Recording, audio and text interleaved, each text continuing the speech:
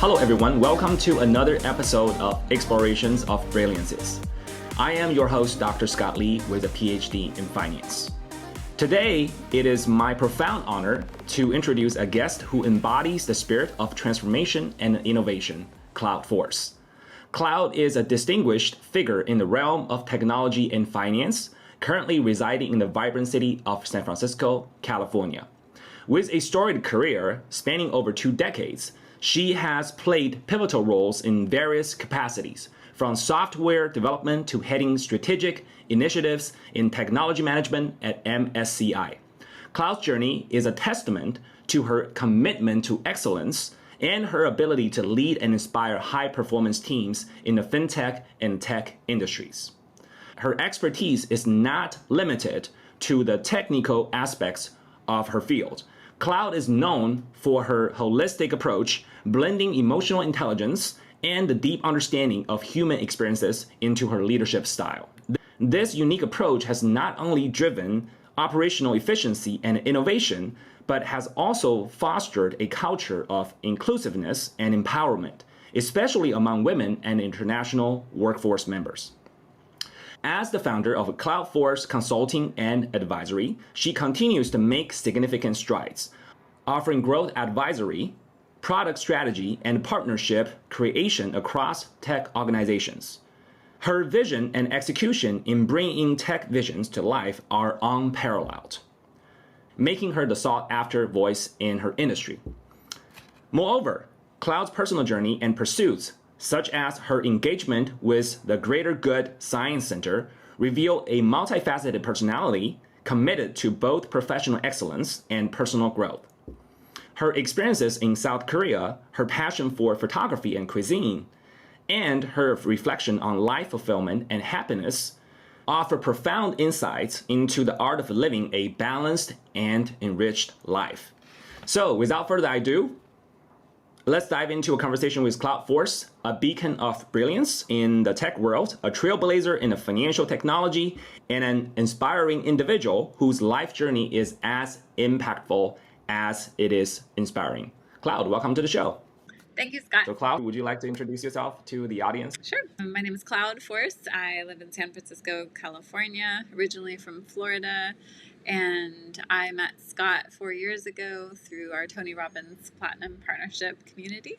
And we realized right away we had a lot of synergies in our vision of how we wanted to make an impact in the world. So very happy to be here today. I would call Cloud my closest female friend. She's so brilliant, heart-centered person. It always feels good to be around Cloud. Oh, thank you. Cloud, you have worked for MSCI for 17 years. Mm-hmm. Can you briefly share your journey? Definitely. It was called Morgan Stanley when I joined, and that was back in 2005. And then a year later, we went public away from Morgan Stanley and brought together like an international index division and kind of a think tank where factor modeling was created for the financial world in Berkeley. And so we were about 60,000 people at Morgan Stanley and then 550 around that when we broke away. And when I left the organization last year, we were about 5,500. So as you can imagine, there were lots of shifts and changes, and it was really fascinating to be able to see the pulse of an organization change. And I had many different experiences within that time period. So what were the biggest challenges that you faced while managing a vision of $500+ million in revenue with hundreds of engineers?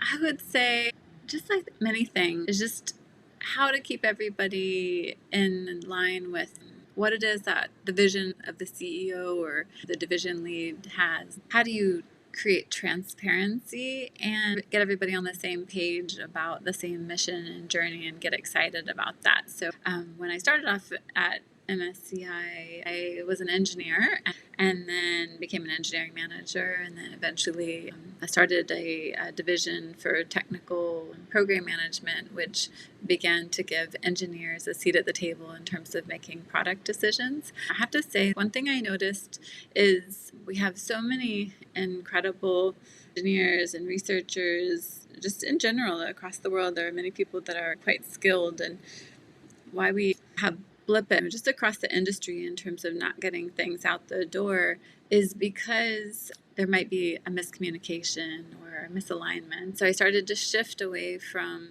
pure technology into an interconnector across the organization, and I found that to be incredibly effective. So diving in and understanding the experience that each individual vision leader was having, and then breaking down those silos and connecting people together was really one of the more powerful ways to effectuate positive change within the organization and to really enable the pulse of and desire and needs of our clients to be known throughout the organization. And so I really feel like a weaver, an interconnector, and I think in that then everybody has a clear sense of the work that they're doing and how it's actually impacting the clients, and that is very motivating to people. So that's what I spent a lot of energy on while I was there.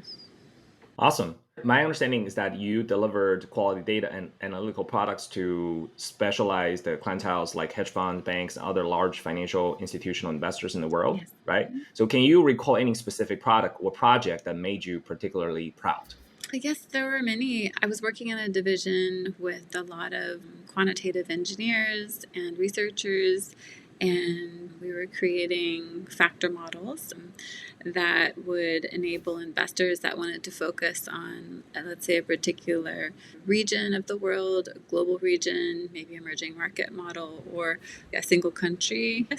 We would provide models that would enable them to really elevate their return and reduce their risk. That was the majority of my focus while I was there. The thing that I really enjoyed the most was just connecting into the experience that the researchers were having around what are their preferences for technology, really diving into understanding how do they actually approach problems, what is the research process like, et cetera, and then building a tool that really supported their particular process rather than engineers putting something in their hand and having them adjust to that.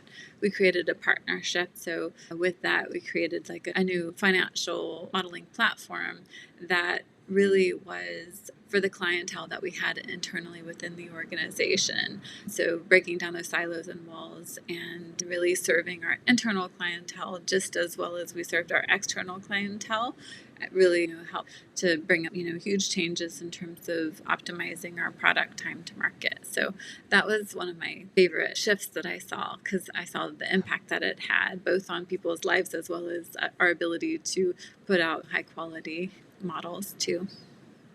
Amazing. Yeah, I remember that you shared with me the stories that then you created this environment where they actually got to enjoy knowing one another. And after that, they became friends. Even after you were not there anymore, they were still doing that. Right. So I think that's beautiful that you created beautiful human connections. And then that's the essence of anything we do in life. Yeah, it's true. I have to say, I'm not a fan of the concept of work and life balance, because to me, what that means is that it's separate from one another. And we spend so much time at work that I truly believe that the direction and shift that we should move in is really seeing work as a part of our life and how to integrate that into our life and not think of the people that we work with as separate from ourselves, but more like a part of our journey, and how can we support one another, learn from one another, and create a tighter connection so that everybody can enjoy their homework in a sense, whether it be in the office or remote. I think creating that type of a community, especially at a time when loneliness is such an epidemic, as stated by the U.S. Surgeon General Vivek Murthy, that's really a big thing that we have to look at on our society. Being one of a few female executives in the fintech industry, right? With such a secure and awesome corporate role that you were playing, many people would be jealous of you. So what actually motivated you transition from a secure corporate role to focus on your own venture?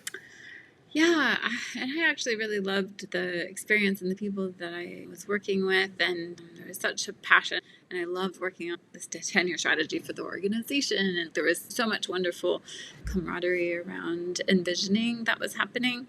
But I had spent the first 20 years of my career focused in a particular area. And I just was thinking, if I want to move into something that's for the next 10, 15, 20 years of my life, now is a good time in my life to actually start that. And I was so dedicated to the work that I was doing at MSCI that I really didn't create a lot of time and space outside of work or for anything else. So I felt like I want to step away in order to be able to give myself some time to do some reflection and think if I want to continue on a journey similar to the one that I was on, or do I want to open up space and explore something new? I didn't know the answer to that, and I felt like the only way I could actually create the space in order to be able to answer that for myself and figure out what was next is to step away and create some peace and quiet for me to think, actually. I remember that you mentioned this from time to time, that you want to bring hard to the fintech space, right?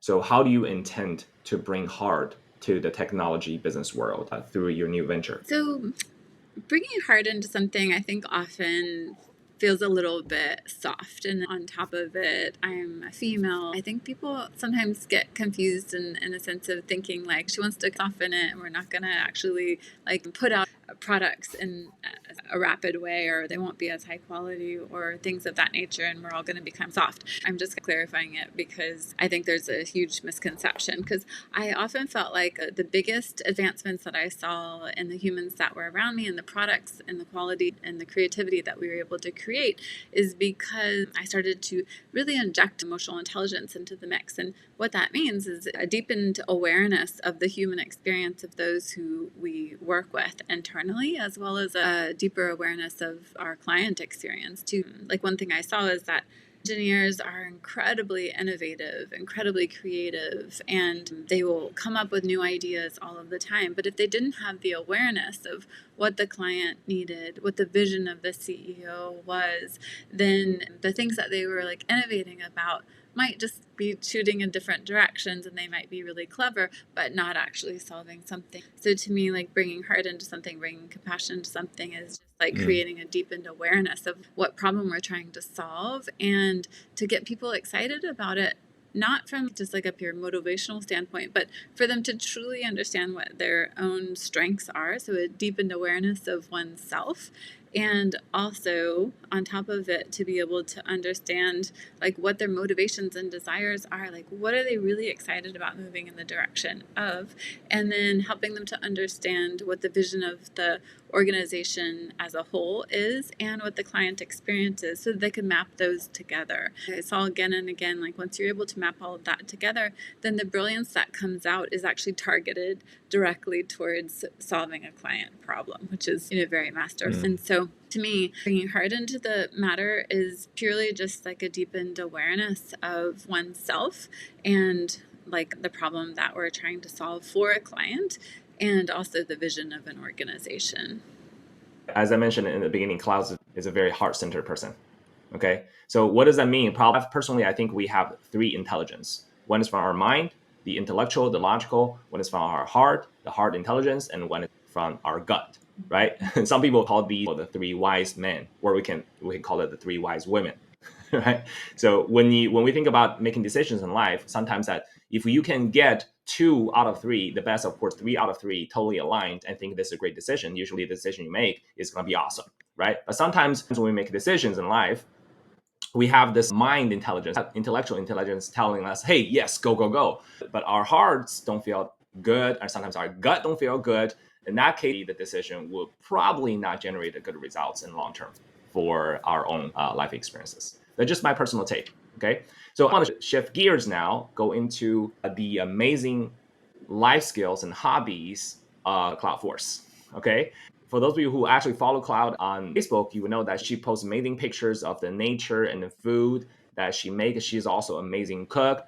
I had the honor to taste several meals that she made. It was a really life-changing experience.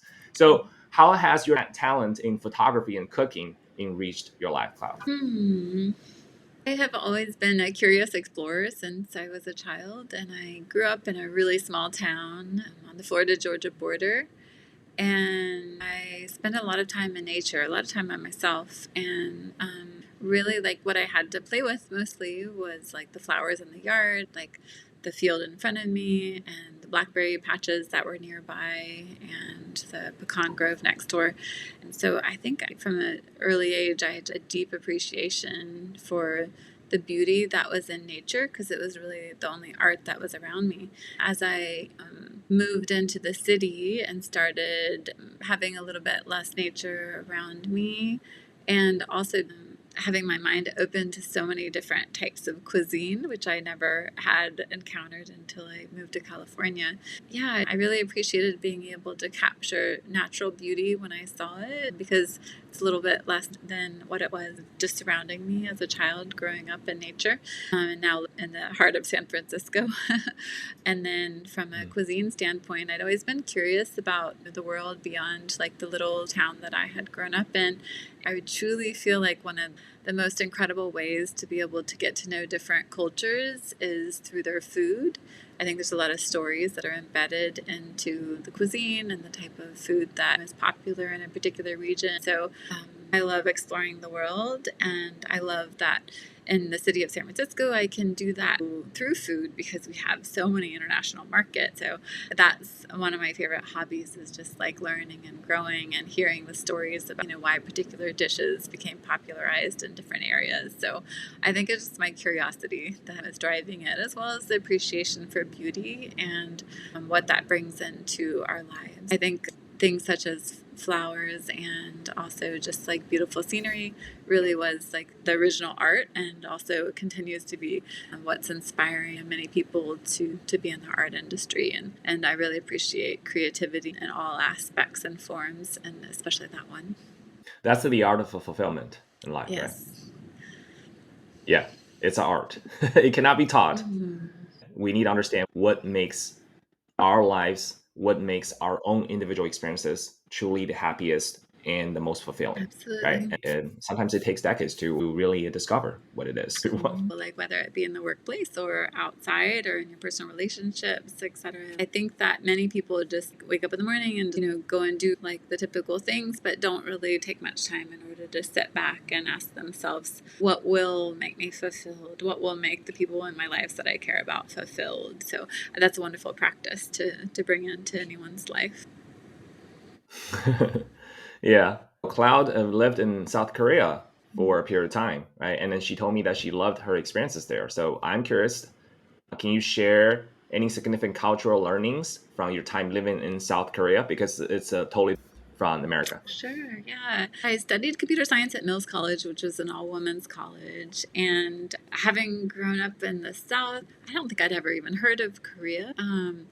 Many people in the South, in the area that I grew up in, were very focused on their local community. Coming to California, I had a roommate that was from Korea, and one day I saw her writing a letter to her family, and I was like, what is that? She was like, I'm just writing a letter. And the Korean alphabet, just something about it, like we were talking about art before, just really appealed to me. And I was like, I have to learn this. I just had this visceral reaction. And Mills had cross registration with Berkeley. Berkeley had Korean language classes. So I started to take it. And then I just fell in love with it. Like the design of the language is incredible. It was designed by King Sejong in the 15th century. I think it's by far like the best language that's ever been created. And because he brought together like all of the logicians and mathematicians and linguists, and they were able to like really create something that was very brilliant. Often when you're not creating something for the first time and you're able to like learn the lessons of other languages that have been created, it enables you to be able to bring in something and really elevate it even more. And I felt like that's what he did with the Korean written language called Hangul. And so I took it for 3 semesters at Berkeley, and then I realized, I can't really know it unless I go to Korea and I spend some time there. And so Yes. I studied computer science at Mills. I graduated in 2000, and then I went to a university in Korea called Yonsei Tehakyo. It was a actually like the oldest university in Korea, a very beautiful campus. I landed there just because I wanted to deepen my learning of Korean. I knew I'd never really have a chance to use it, but it was something I really wanted to do before I dove into the working world. So I spent some time there, and then also spent some time traveling around South Korea for a month after my studies. And I had the privilege of going to the wedding of my roommate too, which was a phenomenal experience as well. And her family really welcomed me in. And what I saw, I went to Korea not because I loved the culture, because I didn't know anything about it, and not because I love the Korean food, because I didn't. My palate really hadn't developed beyond, kind of You mean crazy. spicy flavor, Yeah, right? Yeah. yeah. But I came to love it. And at the end of my time in Korea, I never felt healthier in my entire life either. And I think it was from the fermented foods that are such a big part of their culture. And also at that time, which was in 2000, I wasn't eating any processed food, any added sugars, or I didn't drink coffee. I didn't drink alcohol. I didn't like the soju, which is the popular alcohol there. Yeah. And so I lived just a very clean diet, and I was a vegetarian. So I had to tell everybody there I was American Buddhist, because that was the only way they could understand, because vegetarianism wasn't very popular there. But what I found was, which is interesting, because I think I just landed there because I was super passionate about the written language. To me, it was just such a beautiful form of art. And what I found was just a culture that I really identified closely with and I truly loved. I found that there was a real appreciation for human connection, like in a more like loyal and dedicated sense than the popular culture in America as what we know it. So you'd meet a friend and it would just be like they were very dedicated to one another. What we would do for Yes. fun is we would find a coffee house, and the coffee houses there are very, at the time, were really comfortable. Like it would be like two very comfortable couches. More like a clubhouse here in the Yeah, United States, right? Yeah. exactly. And so two comfortable couches, and then you'd have like a little table in between, and you'd maybe get a strawberry juice for like an extra, like a crazy amount of money for $20, let's say, translated from one. Yeah. And but you were really kind of renting the space, Yes. and you would just spend time like 8 hours talking to a friend very deeply, and that was what we did for fun. And so I really felt like there was such an appreciation and dedication for making time to really connect deeply with friends, and I loved that aspect of it so much. And it's just phenomenal to see how fast people moved, and just the optimization of things. Like, I mean, the Korean culture and the Korean people are phenomenal. If you look, it's not that long ago that they were occupied by Japan, and what they've been able to create post that occupation, it's mind blowing. Like, my friends were so smart, and they were just so fast at their execution of anything, and like their ability to solve problems was so impressive. And I just saw, even in the months that I was there, like massive growth and innovation and investment, and it was phenomenal. I also really appreciated their style, and just going to the store and looking for clothing was something that was more of like an experience. It wasn't really a transactional thing. It was like people are there to really like tap in and understand what it is that you wanted, and also you'd get to look through books, and I've always loved fashion, and so you get to look through fashion books. It just seemed like there is an appreciation for art in the daily life that I haven't seen anywhere else. So many different stories that I heard around the appreciation of not just the things that are happy. We have this like happiness culture today, which of course I really appreciate. And I think that we should move in the direction of trying to create a foundational life that makes us happy. But I don't think that you can just have a quick happiness pill. I believe in like creating the foundations around it. I read a book recently called Bittersweet by Susan Cain. She's the one who created Quiet, which is a phenomenal book that I really loved. That is really appreciating introverts and the introvert journey. In that book, she was really emphasizing the beauty of bringing in like sadness as well as happiness, and really looking at things from a deeper perspective and having an appreciation for things that are both sad and happy. And I felt like the Korean culture, maybe because they've gone through so many wars and occupations, etc., they've still like really held on to their appreciation for the arts and crafts and just things done in a really special way. There's this I don't know, a marrying of sadness and beauty that is very like heart churning in a sense that I've never seen anywhere else. I just felt like they had more of an awareness of the whole aspect of life and the appreciation of life, because it can be taken away so easily, and the beauty around you can be taken away so easily. And so there's more of a depth and awareness and appreciation for that, an everyday experience that I've not seen anywhere else in the world that I've traveled to. And so I identified with the culture a lot. I really loved it. I would have very likely lived there forever if two things, like if it wasn't so cold in the winter time.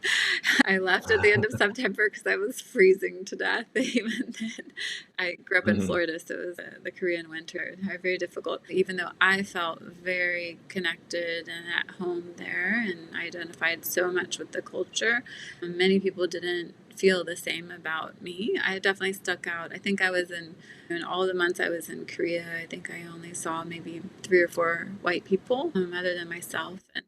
And I didn't mind that, but it was quite noticed by others. And I didn't feel like I would have that easy of a life if I continued to live there, because even though I was overlooking that, it didn't feel like that many other people would be able to. And so I moved back to San Francisco, which is a very international place. And it's funny because growing up in a teeny tiny town of like 400 people and coming out to San Francisco, wow, I was really scared to drive here.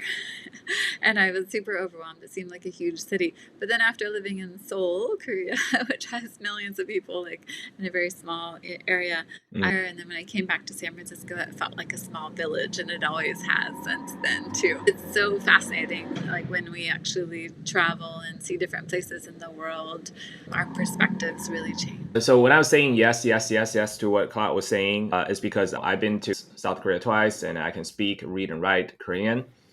Used to correspond with the IBM Korea, was when I was working for IBM Global Operations.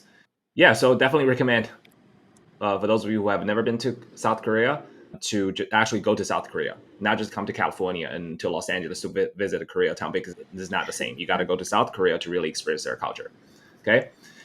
This is for everyone to get exposure to different cultures, different languages, because language presents a reality we're in. We use language to describe what we see, what we feel, what we know, what we hear every day, right? So different kind of languages we use will determine, like Cloud was saying, that whether you're going to be happy, fulfilled, and stuff like that. It's going to be an epic journey, guys. Just go.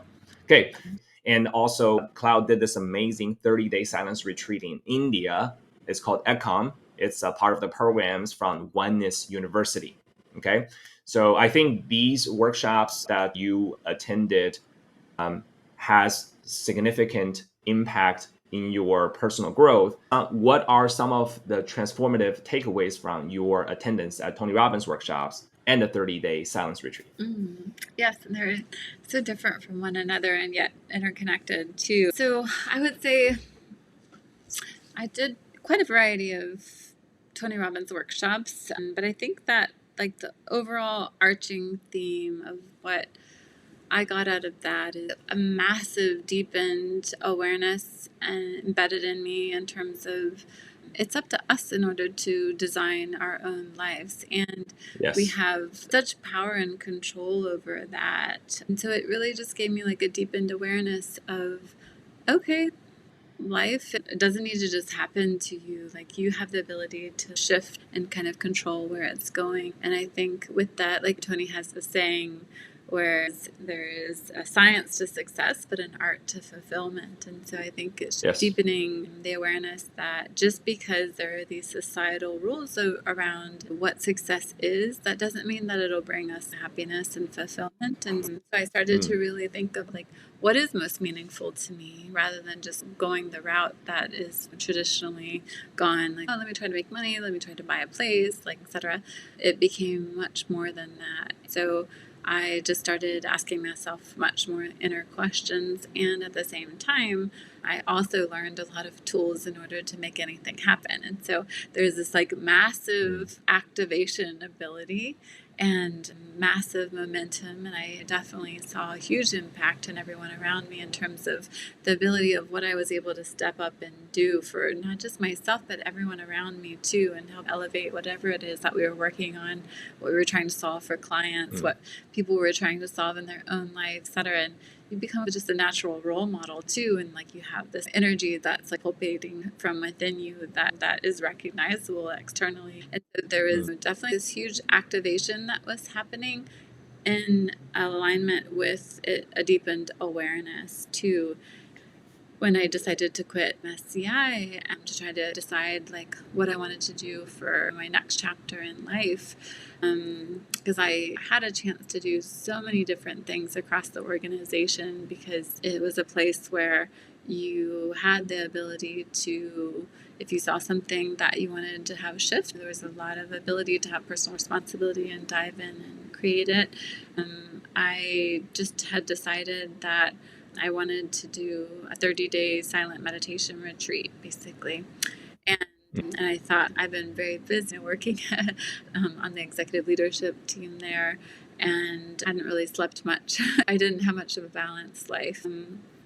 And I was thinking, I need to do journaling and figure out what's next and really do some deep reflecting. And so a friend of mine that I had also met through the Tony Robbins community had gone to Eckham and the Ono Academy, and they had a phenomenal experience from it, and it really changed their life to the point where they were able to remain in a state of equanimity regardless of what kind of chaos was going on around them. And I was really fascinated and curious because this friend had done so many different things in life and even had their own training organization too. So 10 days after I left my company I had been at for 17 and a half years, I found myself in India. And he didn't tell me it was a silent meditation retreat, actually. I didn't know exactly what I was getting myself into. But it ended up being really wonderful. And each of the different weeks had a different like focus. I'd say that, and I had heard about this oneness before, because in the Tony Robbins world, his wife Paige had a really phenomenal experience with them, and a very healing, physically healing experience with them. And but I had kind of forgotten about it for 4 years, and it's like popped back into my life. And it wasn't until later that I connected. It's actually the thing I was curious about 4 years ago, but I didn't take time to look into then. So that was pretty interesting. And what I really gained about that is just like a full awareness of not just that everybody is working on their own journey, but more so there's nothing more important in life than for us to just like really work on our own state, like our own state of consciousness, our own state of how we show up each and every day. And they give you, tips and tricks in order to be able to not live a life in suffering. And they describe suffering as small suffering, big suffering, large suffering. So it could be as little as someone cutting you off on the freeway to like a death in the family of someone that you're really close to. Like any kind of suffering, and they help to differentiate between what is a problem and what is the suffering, the problem. So the difference between pain and suffering, and how like we really have like a choice as to how we interpret things that are happening in our life. And that was really amazing. I think that the thing that really genuinely stuck with me the most is that, I've always been a very heart-centered human, but I hadn't realized that I had all of these maybe societal or like cultural morals and codes of conduct that I was very married to, in the sense of I was saying, oh, someone's doing something right or someone's doing something wrong. And I've felt like I'm always trying to do good, and I am judging others if I see them as not good and they should be acting in a certain way.